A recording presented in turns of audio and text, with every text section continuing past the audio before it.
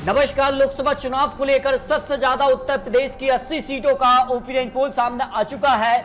यहां पर ABP news और यहां पर मटराइज के हिसाब से जो नया ताजा सर्वे सामने आ रहा है, उस हिसाब से उत्तर प्रदेश में इस बार 80 सीटों में से किसे फायदा और किसे नुकसान हो सकता है, क्योंकि काफी राजनीति में उतार चढ़ाव देखने को मिल रहा है। राहुल गांधी की सदस्यता रद्द हो चुकी है। ऐसे में उत्तर प्रदेश समेत अन्य जो राज्य रहेंगे उसको लेकर राहुल गांधी का क्या यहाँ पर अगला प्लान हो सकता है, जबकि बीजेपी का टारगेट 2024 के लिए यहाँ पर साफ है। और क्या प्रधानमंत्री मोदी जी हैट्रिक की तरफ बढ़ेंगे, तो इसके लिए लोकसभा की सबसे ज्यादा उत्तर प्रदेश की 80 सीटें ही आती हैं और ये माना जाता है कि उत्तर प्रदेश से ही जो ये केंद्र को रास्ता जाता है। तो इस बार क्या प्रधानमंत्री मोदी जी हैट्रिक या वनवास पर गई कांग्रेस की वापसी हो सकती है? इस पर 80 सीटों का ओपिनियन पोल सामने आ चुका है।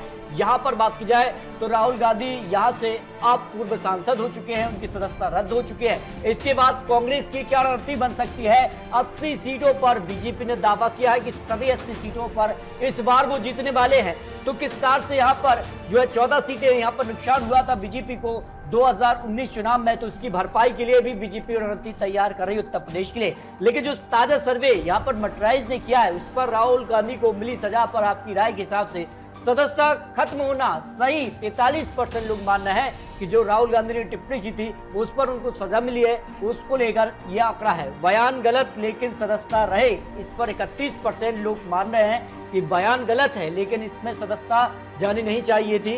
सजा से असहमत राजनीति हुई, इसमें 22% लोग हैं, पता नहीं ऐसे 4% लोग आते हैं जो लेटेस्ट ताजा सर्वे यहाँ पर उत्तर प्रदेश समेत यहाँ पर अन्य राज्यों को लेकर सामने आ रहा है। लेकिन विपक्ष आरोप एजेंसियों का दुरुपयोग हो रहा है, जिसका से यहाँ पर कार्रवाई की जा रही है। उस पर जो है विपक्ष का आरोप है कि एजेंसियां जो हैं उनका दुरुपयोग किया जा रहा है। इस पर जो है जनता की राय के हिसाब से पूरी तरह से सहमत 20% लोग आते हैं, कुछ हद तक सहमत 29% और पूरी तरह से असहमत 47%। यानी सबसे ज्यादा जो आंकड़ा है वो पूरी तरह से असहमत, यानी एजेंसियां जो काम कर रही हैं वो सही है, उस पर पता नहीं ऐसे 4% लोग आ जाते हैं, जो मटराइज ने यहाँ पर सबसे लेटेस्ट सर्वे जारी किया है। उस हिसाब से 80 सीटों का क्या महत्वपूर्ण विश्लेषण है, क्योंकि 80 सीटों में से 80 सीटों का दावा बीजेपी इस बार कर रही है। और जिस कार से यहाँ पर उत्तर प्रदेश को लेकर जो उनको नुकसान हुआ था 2019 में, उन सीटों पर भी बीजेपी फोकस करेगी, उन सीटों को कैसे यहाँ पर जोड़ा जाए। तो उत्तर प्रदेश में क्या फिर बनेगा महागठबंधन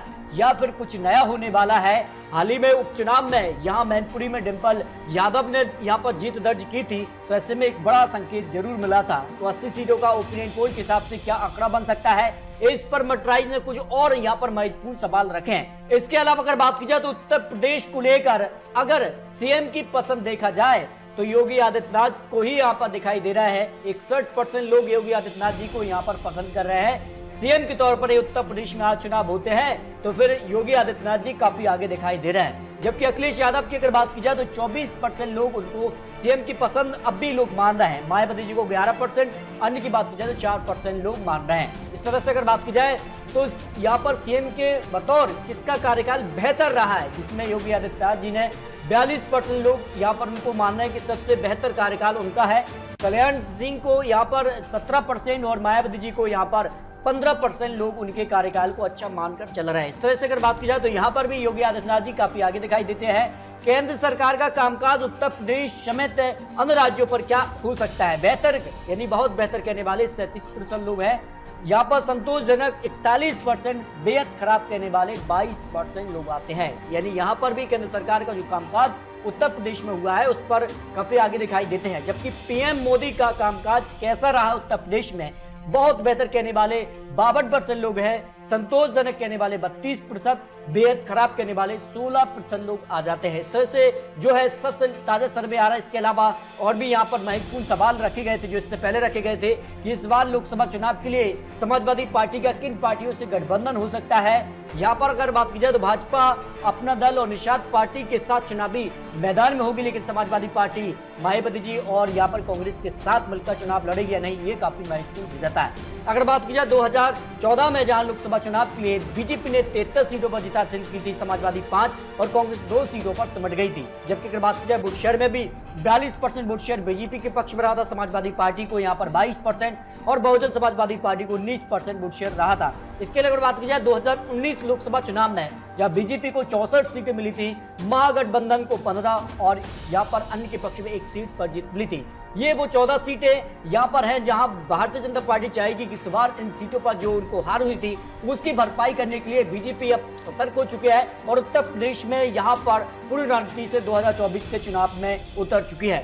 2019 लोकसभा चुनाव के लिए वोट शेयर में भी बीजेपी को यहाँ पर वोट शेयर बढ़ा था, 49% वोट शेयर रहा था। इस तरह से अगर बात की जाए तो लोकसभा चुनाव के लिए तीसरा मोर्चा गठबंधन क्या हो सकता है या होना चाहिए। एस कहने वाले 48%, नहीं कहने वाले 52% लोग आते हैं। नहीं, 2024 में उत्तर प्रदेश में बीजेपी काफी आगे हो सकती है। इस वक्त अगर बात की जाए तो प्रधानमंत्री मोदी जी का पसंदीदा चेहरा यहाँ पर नरेंद्र मोदी जी को ही मान रहे 42% लोग, राहुल गांधी को 24%, अखिलेश यादव को यहाँ पर 28 और मायावती जी के लिए 6% लोग मान रहे हैं। इस तरह से उत्तर प्रदेश में यहाँ पर कौन सी पार्टी के बीच कड़ा मुकाबला हो सकता है, इस पर देखिए समाजवादी पार्टी भाजपा के बीच यहाँ पर 71% लोग मान रहे हैं, भाजपा बसपा के बीच 4%, कांग्रेस और यहाँ पर जो है भाजपा के बीच 19%, यानी सीधे तौर पर अगर कोई टक्कर दे सकता है उत्तर प्रदेश में समाजवादी पार्टी ही यहाँ पर दिखाई दे रही है। इस तरह से ओपिनियन पोल के हिसाब से जो मर्कराइज ने सर्वे जारी किया है, हाल ही का सबसे लेटेस्ट सर्वे है, उस हिसाब से लोकसभा के लिए 80 सीटों में से बीजेपी को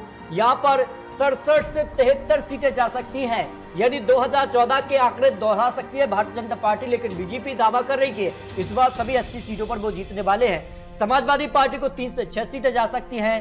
बहन मायावती जी की पार्टी यानी बीएसपी को यहाँ पर 0 से 4 सीट, कांग्रेस को 1 से 2 सीट, अन्य की बात की जाए 0 सीट जा सकती है। इस तरह से 80 सीटों के जो ओपिनियन पोल उत्तर प्रदेश को लेकर सामने आ रहा है लोकसभा चुनाव 2024 को लेकर, उसमें भारतीय जनता पार्टी को बम्पर जीत मिल रही है, एक तरफा जीत यहाँ पर देखने को मिल रही है।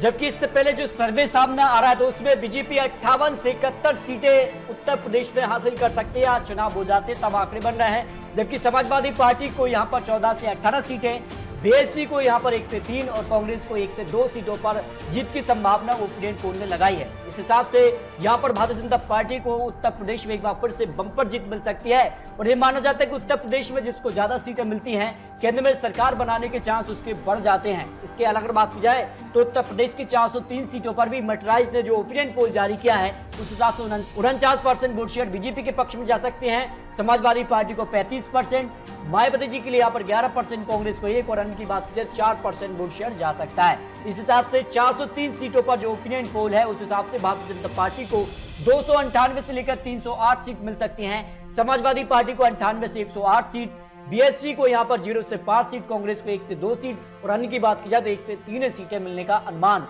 ओपिनियन पोल ने उत्तर प्रदेश की 403 सीटों पर लगाया है। लेकिन आपको बता दें ये चुनावी आंकड़े, चुनावी अनुमान है।